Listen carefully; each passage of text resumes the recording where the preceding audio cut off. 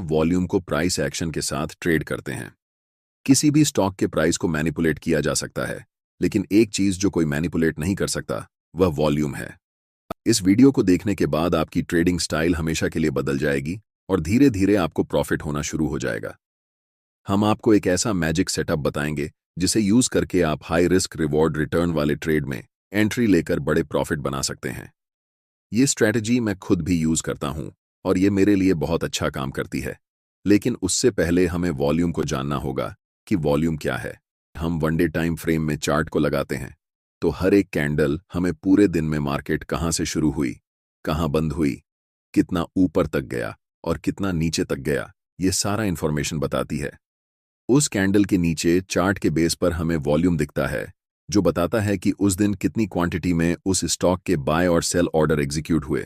आपको पता है कि मार्केट में बाय और सेल एग्जीक्यूटेड ऑर्डर्स बराबर होते हैं।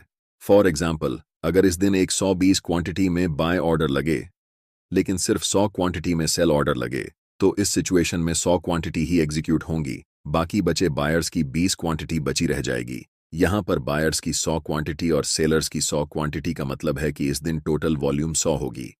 जब कभी भी चार्ट्स पर हमें ज्यादा वॉल्यूम दिखे, यानी कि वॉल्यूम बार की हाइट नॉर्मल वॉल्यूम बार से थोड़ी ज्यादा हो, इसका मतलब होता है कि उस स्टॉक में उस पार्टिकुलर टाइम में ज्यादा बाय और सेल ऑर्डर्स एग्जीक्यूट हुए हैं।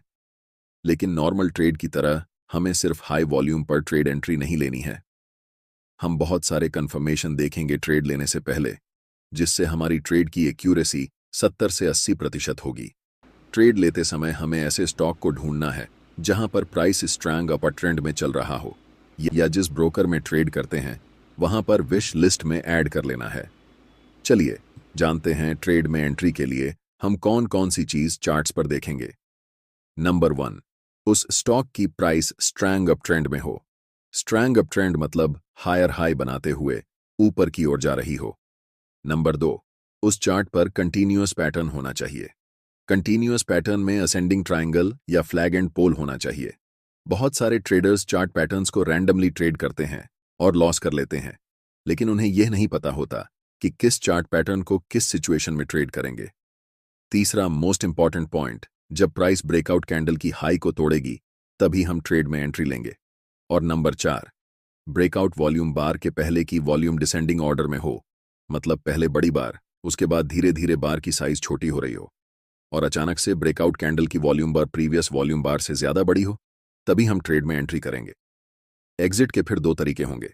हम अपना स्टॉप लॉस ब्रेकआउट कैंडल के लो के नीचे रखेंगे, और अगर स्विंग लो थोड़ा नजदीक है तो हम अपना स्टॉप लॉस स्विंग लो के पास रखेंगे। टारगेट के लिए डिफरेंट मेथड्स यूज कर सकते हैं। या तो हम एक फिक्स्ड रिस्क रिवॉर्ड लेकर मार्केट से निकलेंगे, जिसमें एक है 3 मिनिमम रिस्क रिवॉर्ड होना चाहिए अगर आप फिक्स्ड रिस्क रिवॉर्ड के हिसाब से ट्रेड से एग्जिट लेते हैं। और दूसरा तरीका एग्जिट लेने का यह है कि आप 9 ईएमआई को चार्ट पर लगाएंगे और ट्रेड को तब तक राइड करेंगे जब तक कैंडल 9 ईएमआई के नीचे क्लोज नहीं हो जाती। ज्यादातर केस में मैं 9 ईएमआई को फॉलो करता हूं ट्रेड को एग्जिट करने के लिए, क्योंकि स्विंग ट्रेडिंग में जब प्राइस एक बार बढ़ना शुरू होती है तो बहुत दिनों तक अप ट्रेंड चलती है। चलिए अब इसे एग्जाम्पल की मदद से समझते हैं। स्क्रीन पर दिख रहा चार्ट वनडे टाइम फ्रेम में IRFEC का है, जो पहले से अपर ट्रेंड में है। ध्यान से देखिए, जब प्राइस बढ़ रही थी तब वॉल्यूम भी बढ़ रही थी, जिसका मतलब होता है कि यह अपर ट्रेंड रियल और स्ट्रांग अपर ट्रेंड है। पहले अपर ट्रेंड को हम कभी भी प्रिडिक्ट नहीं कर सकते, लेकिन नेक्स्ट अपर ट्रेंड को हम प्रिडिक्ट कर सकते हैं, और हम इसी नेक्स्ट अपर ट्रेंड को ट्रेड करने वाले हैं। जब प्राइस ऊपर जा रही थी तब बड़े बड़े ग्रीन कैंडल्स बनाते हुए ऊपर जा रही थीं, लेकिन जब प्राइस नीचे आ रही है तब छोटे छोटे स्मॉल रेड कैंडल्स बनाते हुए नीचे आ रही है। साथ ही साथ अगर हम वॉल्यूम पर नजर डालें तो वॉल्यूम बार की साइज धीरे धीरे छोटी होती जा रही है। वॉल्यूम ड्रायर एक स्ट्रांग कंफर्मेशन है कि डाउन ट्रेंड वीक है, यानी कि डाउन ट्रेंड लंबे समय तक नहीं रहने वाला है। यहां चार्ट पर हम एक ट्रेंड लाइन को ड्रॉ कर सकते हैं। मैंने कहा था कि हमें एक कंटीन्यूअस पैटर्न चाहिए, और यह एक कंटीन्यूअस पैटर्न है। जब भी प्राइस इस ट्रेंड लाइन को ब्रेकआउट करेगी और उस समय हमें वॉल्यूम नॉर्मल वॉल्यूम से ज्यादा दिखाई देगी, जो कि इस केस में हमें दिख रही है।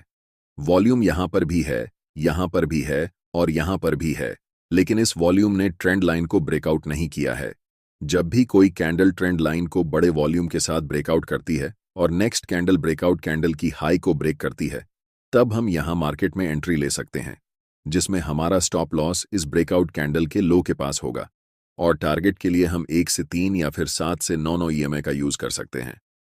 नेक्स्ट टाइम इसी चार्ट पर इस रैली के बाद प्राइस धीरे धीरे नीचे की तरफ आ रही है, कंसोलिडेट होते हुए, और प्राइस के साथ वॉल्यूम भी ड्राई हो रहा है। इसके लिए हम यहां पर भी एक ट्रेंड लाइन ड्रॉ करेंगे। वॉल्यूम ड्राई होने के बाद जब कोई कैंडल ट्रेंड लाइन को स्ट्रॉन्ग वॉल्यूम के साथ ब्रेक करती है, यहां पर इस कैंडल ने ट्रेंड लाइन को ब्रेक किया है। कैंडल की वॉल्यूम प्रीवियस वॉल्यूम बार से सबसे ज्यादा है, इसीलिए हम इस कैंडल को ब्रेकआउट कैंडल मानेंगे। और जब भी प्राइस इस कैंडल की हाई को ब्रेक करेगी, हम यहां पर एंट्री लेंगे, जिसमें हमारा स्टॉप लॉस इस ब्रेकआउट कैंडल के लो के पास होगा और एग्जिट हम या तो 1 से 3 के रिस्क रिवॉर्ड पर करेंगे, या फिर जब तक प्राइस 9 ईएमए के नीचे क्लोज नहीं हो जाती तब तक हम ट्रेड को राइड करेंगे। इसी सिचुएशन में अगर आप देखेंगे तो अप ट्रेंड के दौरान प्राइस हाई बनाते हुए जा रही थी और जब प्राइस ऊपर जा रही थी तब वॉल्यूम भी बढ़ रही थी, जो कंफर्म करता है कि अप ट्रेंड स्ट्रॉन्ग था। इस वीडियो में हमने सीखा कि वॉल्यूम और प्राइस एक्शन का यूज करके हम कैसे बड़े प्रॉफिटेबल ट्रेड सेटअप्स ढूंढ सकते हैं और कैसे उन्हें ट्रेड कर सकते हैं।